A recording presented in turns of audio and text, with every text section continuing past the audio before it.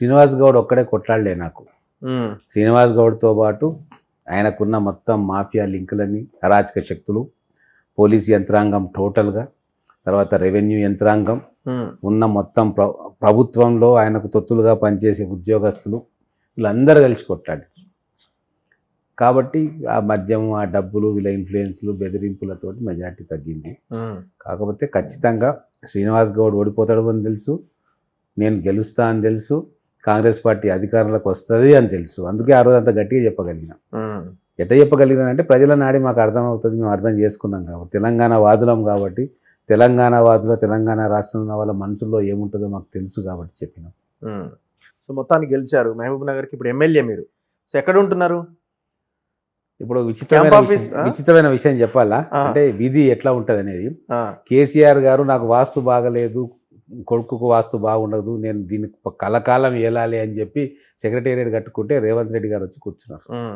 అవును, అక్కడ MLA camp office పేరు మీద అక్కడ ఉన్న ఎమ్మెల్యే కట్టుకుంటే నేను వెళ్ళి అక్కడ కూర్చుంటున్నాను. కాబట్టి విధి లీలలు చాలా విచిత్రంగా ఉంటాయి. సో క్యాంప్ ఆఫీస్ లోనే ఉంటున్నారా? క్యాంప్ ఆఫీస్ లో మీరు ప్రజా దర్బార్లు, ప్రజలు వచ్చి కలుస్తున్నారా? మీరు కూడా ఫామ్ హౌస్ లో లేకపోతే మీ ఇళ్ళలో? నాకు ఇల్లే లేదు, ఫామ్ హౌస్ ఎక్కడ. కాబట్టి నేను ఆ రోజు థ్యాంక్స్ కూడా చెప్పిన కేసీఆర్ గారికి మా క్యాంప్ ఆఫీస్కి మూవ్ అయినప్పుడు. మహబూబ్ నగర్లో నాకు ఇల్లు లేదు కాబట్టి ఇప్పుడు ప్రజలందరినీ కూడా కలవడానికి మంచి క్యాంప్ ఆఫీస్ కట్టినందుకు థ్యాంక్స్ చెప్పి ఆ ఇంట్లో గృహప్రవేశం చేసిన. సో ఇప్పుడు అక్కడే ఉండి ప్రజల్ని కలుస్తూ ఉంటాను. వస్తే హైదరాబాద్లో ఉంటాను, అక్కడ పోతే క్యాంప్ ఆఫీస్లోనే అవైలబుల్ ఉంటా ప్రజలకి. ఓకే.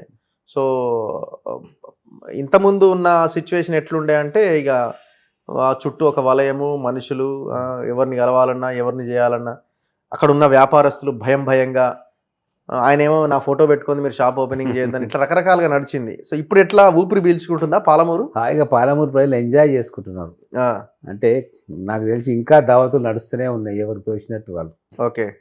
బర్త్డే పార్టీలు, ఆ పార్టీలు ఇప్పుడు ఓపెన్గా చేసుకుంటున్నారు. ఇంతకు ముందు బర్త్డేలు చేయించుకోవాలన్నా ఎవరిని పిలిస్తే ఏమొస్తుందో ఉండేది. ఇప్పుడు అట్లా ఏం లేదు. ముఖ్యంగా రాజకీయ నాయకులు, పొలిటికల్ నాయకులు వాళ్ళ ఫంక్షన్స్ చాలా హాయిగా చేసుకుంటున్నారు. ఏమాత్రం కొద్దిగా ఇంతకుముందు కొద్దిగా హఠాత్తుగా చేస్తే అక్కడ నుంచి ఫోన్లు వచ్చేవి. ఇవన్నీ కూడా అయిపోయినాయి. ప్రజలు వాళ్ళ స్వాతంత్రాన్ని ఎంజాయ్ చేస్తున్నారు. మహబూబ్ నగర్లో వాట్సాప్ కాల్ ఎవడూ మాట్లాడట్లేదు, జనరల్ కాలే మాట్లాడే. కసితోటి జనరల్ కాల్ మాట్లాడుతా ఉన్నా. నేను గెలిచిన రోజే డిక్లేర్ చేసిన వాట్సాప్ బంద్ మహబూబ్ నగర్లో అంటే వాస్తవంగా అట్లనే జరుగుతూ ఉంది. మళ్ళీ వాళ్ళ తమ్ముడు ఏదో దాడి చేసినట్టు మీరు ఎమ్మెల్యేగా ఉండగానే? కాదు, బిఫోర్ అది ఏమైంది అంటే దాని సీక్వెన్స్ చెప్తా. కేసీఆర్ తోటి మీటింగ్ అయింది అందరిది, పోటీ చేసిన ఎమ్మెల్యేది. కేసీఆర్ గారు ఆయన స్టైల్లో చెప్పుంటాడు 100% మనమే గెలుస్తూ ఉన్నాం, ఒకవేళ 2-3 తక్కువైనా సరే మన అధికారంలోకి వస్తాం, అట్లా చేస్తున్నాం అని ఏదో చెప్పుంటాడు. ఇక మేము గెలిచినా ఓడినా గవర్నమెంట్ మాదే, ఎట్లాగో మేము గెలుస్తున్నాం, అన్ని కోట్ల రూపాయలు పంచినామని దాంతో గెలిచినాక దాడి చేస్తే గొప్పేముంది, గెలవకముందే చేస్తే బాగుంటుంది అని చెప్పి ఒక దీనికోసం అందరి మీద దాడి చేసిండు. సో దాడి చేస్తే చట్టం ఊరుకోదు కదా, దాన్ని పెట్టిండ్రు. కేసులు మామూలు కేసు పెడితే మళ్ళీ బాధితుడు పోయి నా మీద అత్యాయత్నం జరిగిందండి, మంచికి నాన్ బెయిలబుల్ పెట్టండి అంటే ఎస్పీ గారి దగ్గరికి పోయి రిప్రజెంటేషన్ ఇస్తే ఎస్పీ గారు నాన్ బెయిలబుల్ కేసు పెట్టిండు. ఆయనతో పాటు దాడి చేసిన వాళ్ళు ఎవరు, మన మాజీ ఎమ్మెల్యే గారి తమ్ముడు, వారితో పాటు ఆయనకు ఉండే గ్యాంగ్ ఉంటుంది, ఒక 20-30 మంది గ్యాంగ్. మరి దాంట్లో ఆ రోజు ఎవరు పాల్గొన్నారో ఎవరు పాల్గొనలేదు, మరి పోలీసు వాళ్ళు ఇన్వెస్టిగేషన్ చేసి కొంతమంది పేర్లు పెట్టినట్టున్నారు. కానీ మీరు ఇంత సాఫ్ట్గా ఉంటే మరి అక్కడ జనాలు భయపడే అవకాశం ఉంది కదా. మీరు కూడా కొంచెం స్ట్రాంగ్ ఉండాలి. మీరు కూడా ఒకటండి, సాఫ్ట్ అంటే తొడలు కొడతారా? తొడలు కొట్టడం కాదు, నేను ఒకటి చెప్పాలి. ఆయన బాధిత సంఘం చాలా పెద్దగా ఉన్నది.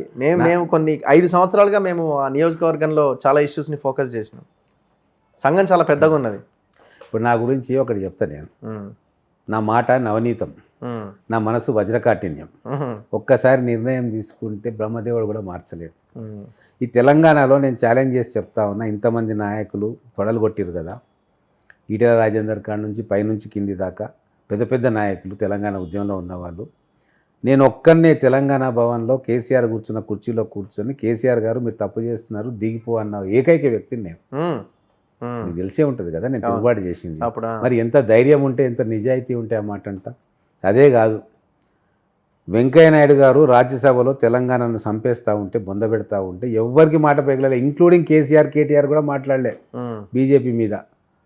అందరికీ తెలుసు ఆ రోజు రాజ్యసభలో తెలంగాణ బిల్లు సవరణలు చేస్తే లోక్సభకు మళ్ళీ పంపిస్తే తెలంగాణ రాదు జన్మలో.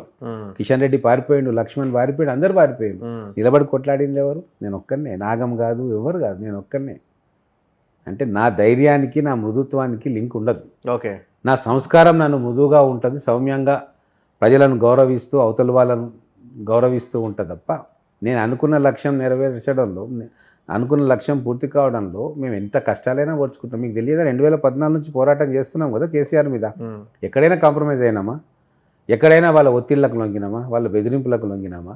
మరి కేసీఆర్నే లెక్క చేయనప్పుడు, వ్యవస్థనే లెక్క చేయనప్పుడు ఈ చిన్న శ్రీనివాస్ గౌడ్ ఎంతండి? వాళ్ళకున్న నిజాయితీ ఎంత, మాకున్న నిజాయితీ ఎంత, మా కమిట్మెంట్ ఎంత? సో ఇవన్నీ కంపేర్ చేసుకుంటే 100% వాళ్ళు అధికారం చూసుకొని పోలీసులను మొదలు పెట్టుకొని ధైర్యవంతులుగా చలామణి అవుతారు. నాకు ఏ అధికారం లేకుండా, ఏ పోలీసులు లేకుండా, ఎవరు అండ లేకున్నప్పుడే మేము ధైర్యంగా ఉంటాం. 2001లో పార్టీ పెట్టినప్పుడు ఎన్కౌంటర్ చేస్తామని బెదిరింపులు వచ్చినాయి మాకు. వెనక్కి పోయినామా? నిజామాబాద్లో మేము మా టీం తోటి పోయి జెడ్పీటీసీ ఎంపీటీసీలను ఏకగ్రీవం చేసే ప్రయత్నం చేస్తే నేను లేను కానీ మా మిత్రులను పట్టుకొని లోపలేసిర్రు పోలీసు వాళ్ళు, ఎన్కౌంటర్ చేస్తామని. అంటే అటువంటి పరిస్థితుల నుంచి మేము ఉద్యమాలను నడుపుకుంటూ వచ్చినాం. సజీవ సాక్ష్యం చాలామంది ఉన్నారు. ఇప్పుడు మీరు అడగండి, మీ పేర్లు చెప్పొద్దు కానీ నిజామాబాద్ జిల్లాలో అప్పుడున్న సీనియర్ పాత్రికేయులు చెప్తారు నా గురించి, మేము ఎట్లా ఆపరేషన్ చేసినామని. కాబట్టి నేను సాఫ్టే, ప్రజలకు సాఫ్ట్, కానీ తప్పు చేసిన వాళ్లకు చాలా స్ట్రిక్ట్గానే ఉంటా. అది ఎన్నోసార్లు రుజువైంది కూడా.